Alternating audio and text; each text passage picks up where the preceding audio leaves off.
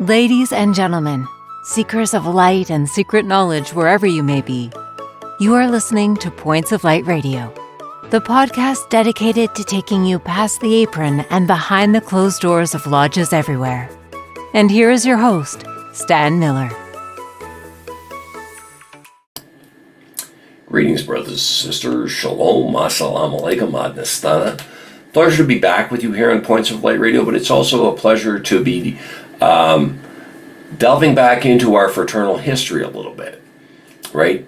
And in today's segment, we will be investigating the Loyal Order of Ancient Shepherds. Now, this is another one of those groups that is no longer with us, but it kind of is, and you'll see that as we go along. The Loyal Order of Ancient Shepherds, or as it is known today, the Shepherds Friendly Society, was and is a UK-friendly society that was founded in Ashton-under-Lyne in 1826. Now, its website describes the aim of the ancient shepherds as being to, and I quote, relieve the sick, bury the dead, and assist each other in all cases of unavoidable distress so far as in our power lies, and for the promotion of goodwill towards the human race. That's a very, very, in today's world, we try to keep things at kind of more of a bullet point where we, describe what our aims are. Well, I guess it worked for them, and like I said, they're still around in one way, shape, or form today. So something must have been working with that aim, right? But this does sound interesting, doesn't it? So let's investigate a little further, shall we? But as I always ask you, are you still thirsty for knowledge? Are you still searching for the light? Well, then you just trim your lamp and follow me. The Industrial Revolution caused many changes in Great Britain, and many villages and communities were diminished, and new towns and new industries were established. But there was no state provision for the poor. So mutual aid organizations known as friendly societies were created to help families during difficult times brought on by illness or death. On Christmas Day in 1826, two fraternal groups called Ashton Unity and Wisbeck Unity met at the Friendship Inn in Ashton-under-Lyne in Manchester, England. The two groups agreed to form a federation to create a mutual benefit society. In February of 1827, the society met again and chose the name the Society of Ancient Shepherds in reference to the date of the order's founding and the shepherds that watched their flocks outside of Bethlehem at the birth of Christ. The order's goals were to aid the sick, bury the dead, and assist all members who were in distress.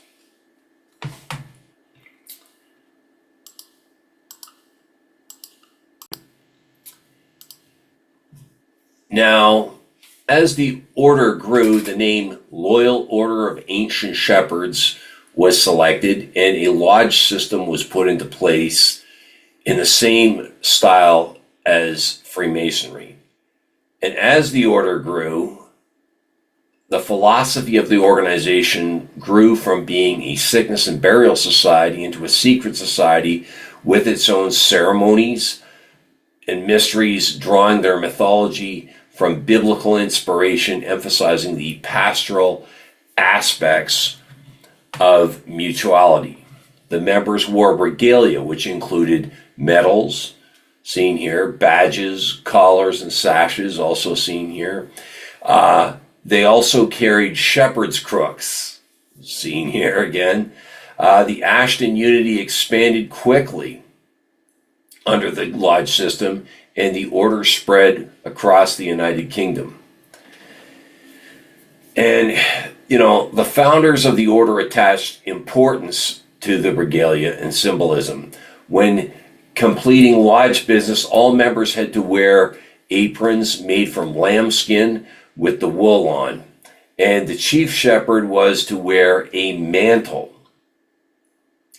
The guardians were decorated with sheep shears and had to wear broad-brimmed hats. The minstrel was supposed to carry a harp, right?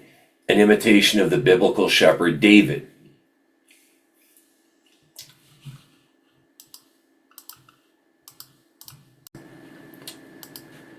Now, the organization spread quite rapidly. A Glasgow district of the Shepherds was established in 1882, and the Vale of Laverne Lodge, number 2096, was founded under the Glasgow district in 1886 at the Good Templars Hall in Robertson Street in Barrhead.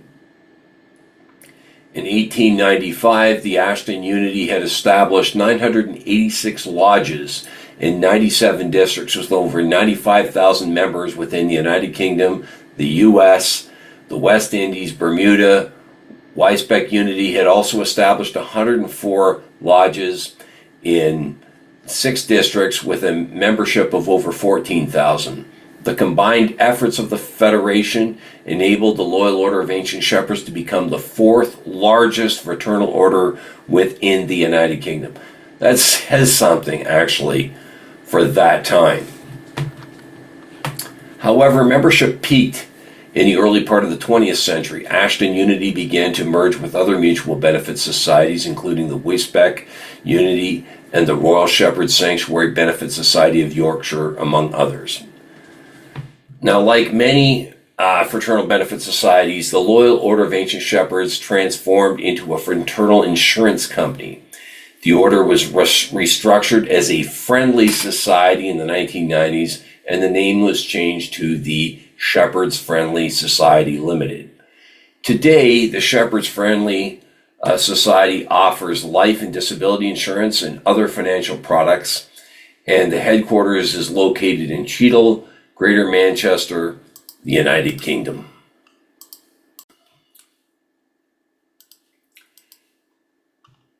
Now, some thoughts that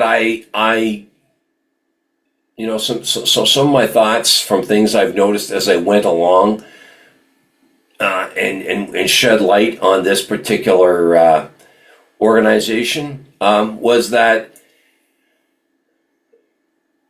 some of those lessons that we've learned as we've went along here on Points of Light Radio over the past 4 seasons of it, you've saw a lot of them play out with the Loyal Order of Ancient Shepherds.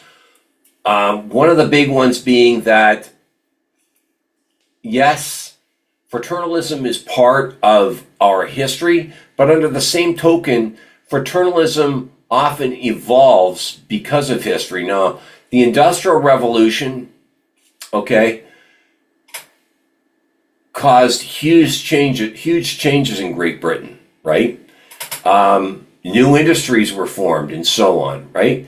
Don't forget, England was Great Britain itself was industrializing, but they said there was no state provision for the poor, right? That to help families through difficult times or death. And let's never forget, the Industrial Revolution, factories were a new thing. And let's be honest, it was mostly men who worked in those factories. A lot of them were getting killed. It was new. It was a new concept. People were being killed in these machineries and at their jobs, And of course, in those days, a lot of those employers weren't, of course, offering death benefits, or for that matter, even, shall we say, any type of health and dental and so on benefits. So yeah, if some guy or some gentleman was hurt working in those factories or killed, there was no one to help his family or help him transition into a different line of work if he lived through the injury. So you can see where, right, this was in response to something. Other of course, things would eventually, other organizations would be formed because of other economic circumstances as they went along. this organization, of course, there again was, and you saw organizations here on Points of Light Radio that were formed in response to other parts of history. Prime example, you saw that the Knights of Pythias in the late 1800s was formed in response to all that death and killing that happened during the American Civil War. They wanted to somehow, the founder of that organization, Justice Rothbone, wanted to bring men back together again. Right? Now, you've seen how, there again, the Knights of Pythias was formed on the story of Damon and Pythias. Many of our Masonic legends are built around King Solomon and so on from the Bible. Well, here again, you have another organization, the Loyal Order of Ancient Shepherds, that was built, that was essentially formed around a story of shepherds, right? Not just the shepherds that visited Jesus, but of course you notice in their allegory they reference King David, who was a shepherd before he was ever a king. A shepherd, in fact, when Samuel came to anoint him as king. So you had that idea of the shepherds. Shepherds, believe it or not, no matter what people think, were very important people in ancient times. I mean, they needed people. People made a lot of money off of their livestock, right? And it was someone's livelihood. You wanted people that were reliable when it came to knowing how to be shepherds, not, as Jesus talked about, the good shepherd. He was the good shepherd, and he said good shepherds will actually lay down their lives and get themselves killed trying to defend their flock. Very, very true, right? But moving forward, you also saw how this organization was probably heavily influenced by Freemasonry, right? They formed in a lodge system. They used aprons as part of their regalia, sashes and so on. That definitely was influence. And I'm sure if you walked into one of their lodges, if a Freemason had walked into one of their lodges, they would be quite comfortable in there. Probably their seating was probably the same, and much of their ritual, as I said, was derived from Freemasonry, right? But you could see how the further they got away from the Industrial Revolution, okay, some of those hard lessons learned from that time within less than 100 years had essentially had kind of faded out in their memories. And so people really didn't see a need for an organization such as this one. You can see where their membership eventually tailed off, in the early part of the 1900s. So this is an organization, like I said, it was great delving back into it. I will say this as well.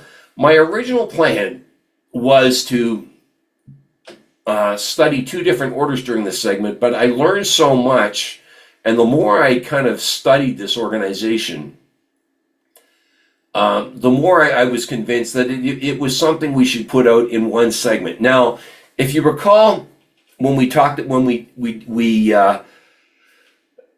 studied the Forsters, it took me a while, but eventually I was able to get someone on here who actually belonged to the Forsters Friendly Society. So I was unable to get anybody on here from the Ancient Order of Shepherds, but hopefully in the future we will be able to do that, right? But I'll leave it there for now. I hope you really enjoyed this. Like I said, this was wonderful getting back into this, and I'm just fascinated. I do want to follow up on this eventually for you and bring some people on here from the Forsters Friendly Society. But as always, I want to draw your attention, first of all, to the PayPal link that you'll see in the details section of this particular segment. You can hit on that link, make a voluntary donation to the podcast. We will use that to move Points of Light Radio forward. I also want to remind you that this podcast is available on both YouTube and Spreaker. Please share, like, and subscribe when you're viewing Points of Light Radio on YouTube. I definitely welcome your comments and input. You can follow Points of Light Radio on my Facebook page at facebook.com/Points of Light Radio. My X handle is at PO Light Radio. My Bluesky handle is at POLightRadio.bsky.social. You can see the link to my Spotify channel as well as my Points of Light Radio store. Brothers and sisters, it's been a pleasure bringing you this segment, and until we meet again, just step into the light.